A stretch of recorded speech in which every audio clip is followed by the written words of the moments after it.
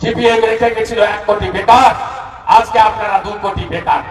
পশ্চিমবাংলায় কি পেয়েছেন আপনারা? 2023 সালে মাধ্যমিকের রেজিস্ট্রেশন করার পরে 4 লক্ষ ছাত্রছাত্রী অ্যাডমিট কার্ড নেয়নি। উচ্চ মাধ্যমিকে রেজিস্ট্রেশন করার পরে 2 লক্ষ ছাত্রছাত্রী অ্যাডমিট কার্ড নেয়নি।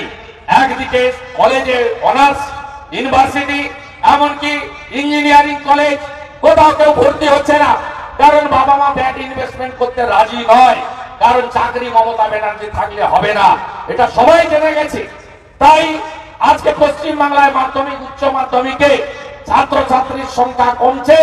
আর 12.5 বছরে কি দিয়েছে মমতা ব্যানার্জি? মমতা ব্যানার্জি আপনাদেরকে 21,000 নতুন মদের দোকান দিয়েছে, 21,000 মদের দোকান দিয়েছে।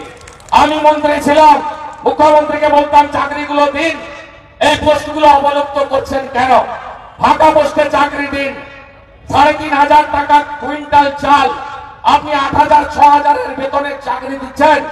এদের তো কোনো বাবা মা মেয়ে দেবে না বিয়ে করার মতো।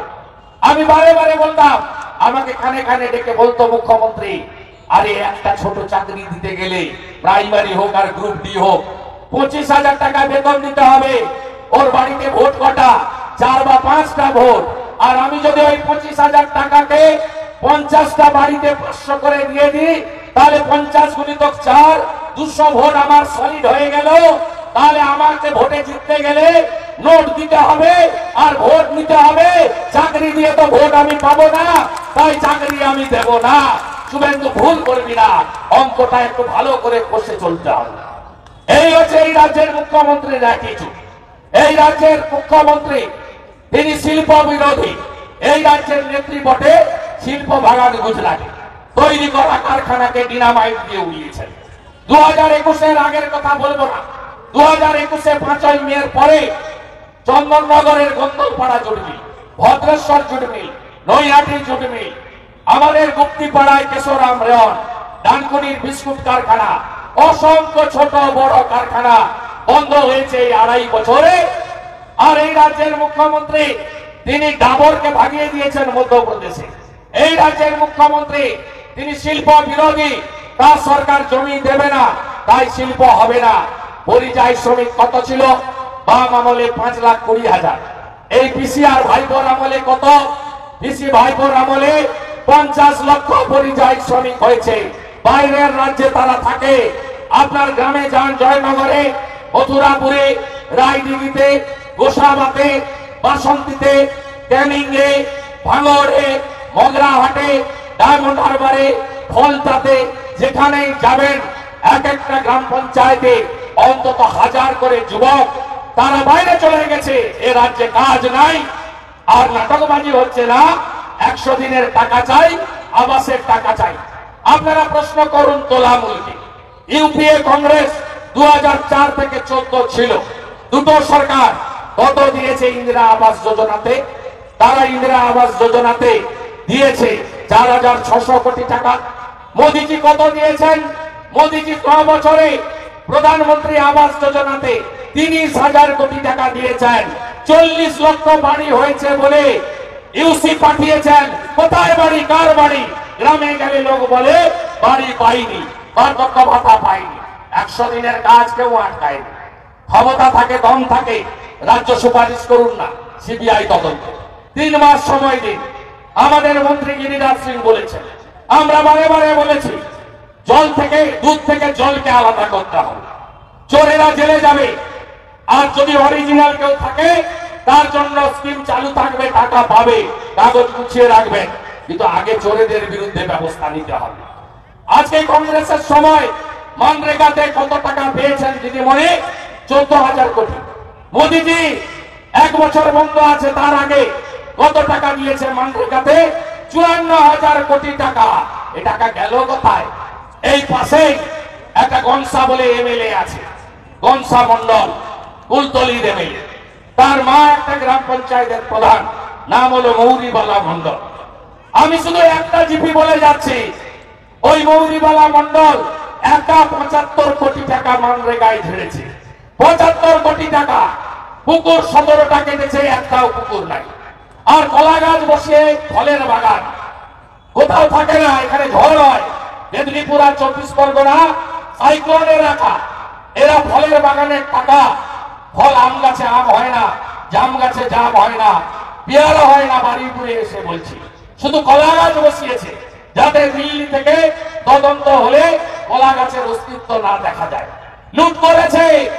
উত্তর দক্ষিণ 24 পরগনা ভয়ঙ্কর জায়গায় গেছে। ডেমোগ্রাফি বদলে যাচ্ছে। দক্ষিণ 24 পরগনার জমি লুট হচ্ছে। দক্ষিণ 24 পরগনার ম্যানগ্রোভ কেটে সাফ করছে। সুন্দরবন দখল হয়ে গেছে। ইট ভাটা বালি ভাটার নামে সব ইরিগেশনের জায়গা দখল হয়ে গেছে। আইলায় যা মাটি পড়েছিল তারপরে আর এক ছটাক মাটি কোথাও পড়েনি। সর্দার প্রামাণিক এখানকার যারা আসল মানুষ, যারা মৎস্যজীবী, তাদের খতম হয়ে যেতে হবে। যদি শওকত মোল্লা, আরাবুল ইসলাম, জাহাঙ্গীর, ডায়মন্ড হারবারের শামীম এইরকম গুন্ডারা আর 5টা বছর থাকে, এই জেলার কোন মানুষের অস্তিত্ব থাকবে না। গত 2 মাসে 2 বার এসেছি আমি মগরাহাটে। আমি গেছি একটা ছোট্ট বাচ্চাকে, দলিত পরিবারের বাচ্চাকে, তৃণমূলের উপপ্রধানের দাদা, 60 বছর বয়স, তার একটা বাচ্চা মেয়ের সঙ্গে যা করেছে আমি মুখের ভাষায় প্রকাশ করতে পারবো না। প্রতিবাদ করেছিল জনগণ।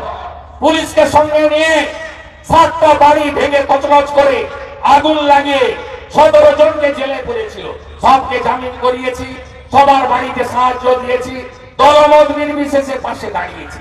গত মাসে আমি এসেছিলাম জয়নগরের ওই গ্রামে, আপনারা জানেন, যেখানে উপপ্রধানের খুন হয়েছে। খুনকে আমরা সমর্থন করি না। তারপরে সেখানকার আইএসএফ আর সিপিএম কে ভোট দিয়েছে বলে 25টা মুসলিম বাড়ি তছনছ করেছে। আপনারা কোথাও দেখেছেন এই ইনসাফ যাত্রা হতে? মোমিনপুর, ইকবালপুরে লক্ষ্মী পুজোর দিন যখন ঝামেলা হয়, সিপিএম কে পাওয়া যায় ইনসাফ যাত্রা করতে। শিবপুরের পিএম বস্তি, রিসড়া, ডালখোলা রামনবমীর মিছিল আক্রান্ত হলে সিপিএম এর সুজন চক্রবর্তী, মোহাম্মদ সেলিমকে পাওয়া যায়, তখন মুখ সেলাই করে রাখে। আর বিজেপি এটা করে না। আমি রামপুরহাটের বলতুইতে মুখ্যমন্ত্রী যাওয়ার আগে আমি পৌঁছেছি 55 জন এমএলএ নিয়ে। তারা আমাদের ভোট দেয় না মুসলমান, মুসলিমদের ভুল বুঝিয়ে আমাদের বিরুদ্ধে করেছে। তো আমরা নো সেটিং অপোজিশন। অপোজিশন মানে সরকার, সরকারি দলের দ্বারা যে আক্রান্ত হবে তার পাশে দাঁড়ানোর কাজটা বকতুই থেকে আমডাঙ্গা হয়ে জয়নগর পর্যন্ত বিজেপি প্রমাণ করে দিয়েছে, অন্য কেউ করেনি। আমাকে কলকাতা যেতে হবে 30 তারিখে। ভারত রত্ন অটল বিহারী বাজপেয়ী মূর্তি উদ্বোধনে একটি এনজিওর ডাকে সোনারপুরে আসবে। আমি এখানে আসার আগে আমাদের জেলার টিম, জিএস ভাইস প্রেসিডেন্টরা, রাজ্য কমিটির মেম্বাররা জেলা সভাপতির সঙ্গে কথা বলে নিয়েছেন। আমি ঘোষণা করে যাচ্ছি, আগামী 10ই জানুয়ারি যাদবপুরে মহামিছিল হবে। যাদবপুরে মহামিছিল হবে। আমি নিজে থাকবো, হাজারে হাজারে মানুষ সেরে সব মোর্চা। আজকে তো আপনারা একটা শর্ট ফিল্ম দেখালেন, একটা মোর্চা, আরো এমন 6টা মোর্চা আছে। যুব মোর্চা করেছে, মহিলা মোর্চাকেও নামাতে হবে মাঠে। আপনারা মা দিদিদের বলুন, আমরা লাডলি বাহিন দেব। আমরা শিবরাজ সিং চৌহানের কর্মসূচি লাডলি বাহিন আমরা দেব। আমরা কথা দিচ্ছি, বেকার যুবকদের হাতে কাজ দেব বিজেপি। পরিযায়ী শ্রমিকদের বাড়িতে ফিরিয়ে আনবে বিজেপি।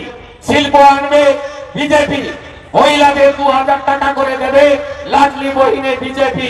আপনারা তাড়ান এই মমতার কোম্পানিকে, তার পরিবারকে তাড়ান। ভাইপো এখন কোথায়? ভাইপো এখন দোহাতে আছে, দোহাতে আছে, দোহা, সারজা দোহা, বুঝতে পারছেন? আচ্ছা বলুন তো, আপনি আগেও বিদেশ ভ্রমণ করতেন, আপনার আগেও উইকেন্ড ছিল, ইয়ার এন্ড ছিল, এখনো করছেন। I have no objection. আপনার করতেই পারেন। উত্তম করের পরিবারের লোক বিদেশে থাকে, মেয়ে বিদেশে থাকে, আমার কোনো আপত্তি নেই। আপনি বলুন তো, এই মমতা ব্যানার্জির পরিবারের কেউ 11 সালের আগে বিদেশে গেছে? ভাইপো 14 সালের আগে বিদেশে গেছে। এদের দেখুন, আমেরিকার হপকন যে হসপিটাল, 1 কোটি টাকা মিনিমাম জমা করে চিকিৎসায় নাম লিখাতে হয়। আমেরিকার রাষ্ট্রপতি ওখানে চিকিৎসা করায়, সেখানে ভাইপোর চোখের চিকিৎসা হয়। ভাইপো বছরে 5 বার বিদেশ ভ্রমণ করেন। আচ্ছা 14 সালের আগে তো ছিল না, এখন করেন বলতে? উইকেন্ড, ইয়ার এন্ড, এখন 25 ডিসেম্বর থেকে চলছে। এই যে পরিবর্তন, এই মমতা ব্যানার্জি তার পরিবার যদি কেউ বেনিফিটেড হয়ে থাকে, আমার পুলিশ ভাইরা যারা পাহারা দিচ্ছে দূরে দাঁড়িয়ে, তারা কেউ দিয়ে পাননি। ওই 4% দিয়ে কিচ্ছু না। জানুয়ারিতে কেন্দ্রীয় সরকার আবার 4% বাড়িয়ে দেবে, ও কিছু না। সুপ্রিম কোর্টকে ধুলো দেওয়ার জন্য আবার লোকসভা ভোটের বৈতরণের জন্য এই ধোলা দিচ্ছে। তো মমতা ব্যানার্জির পরিবারের পরিবর্তনটা দেখুন, পরিবারের পরিবর্তন দেখুন। যদি কারোর লাভ হয়ে থাকে এই 12.5 বছরের পরিবর্তনে, মমতা ব্যানার্জি আর তার গোষ্ঠীর হয়েছে, আপনাদের কারো হয়নি। হ্যাঁ, আমি ভুল করেছি। সিঙ্গুরে চুলের মুঠি ধরে সিপিএম ওকে তুলে সেকেন্ড ব্রিজে ছেড়ে দিয়ে গেছিল। গান্ধী মূর্তির নিচে বসে কাঁদছিল, প্রিয়দাস মুন্সি খাঁ চোখের জল মুছাচ্ছিল। আর গোপাল কৃষ্ণ গান্ধী রাজনাথ সিং এসে ফলে জুস খাওয়াচ্ছিল। আমি যদি নন্দীগ্রামের মানুষকে নিয়ে নন্দীগ্রাম না করতাম, দিদি থেকে দিদিমা হয়ে যেতেন, মুখ্যমন্ত্রী কোনোদিন হতে পারতেন না। তাই ভুল আমার আছে। সিপিএম খুব বেড়েছিল, লক্ষণ সেনকে সামনে রেখে বামপন্থা হাইজাক হয়ে গেছিল। পুরনো বামপন্থাকে আমি রেসপেক্ট করি।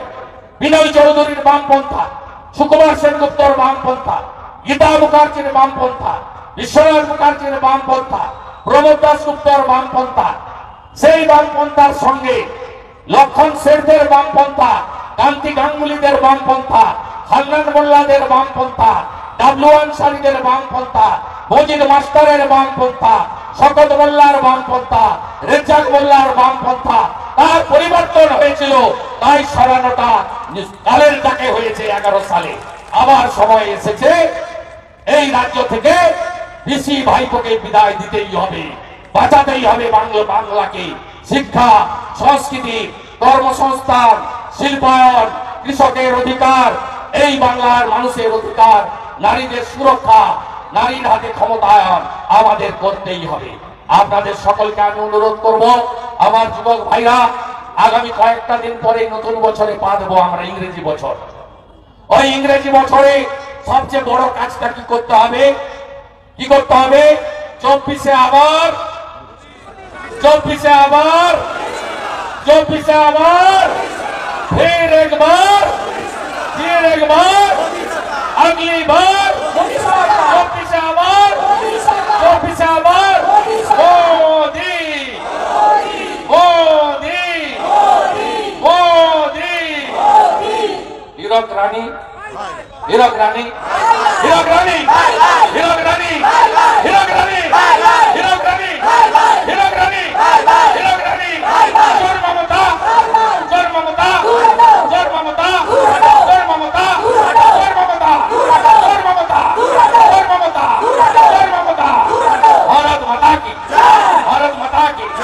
22 জানুয়ারি দীপাবলি হচ্ছে তো, প্রদীপ জ্বলছে তো, দেখা হবে। ভালো থাকবেন।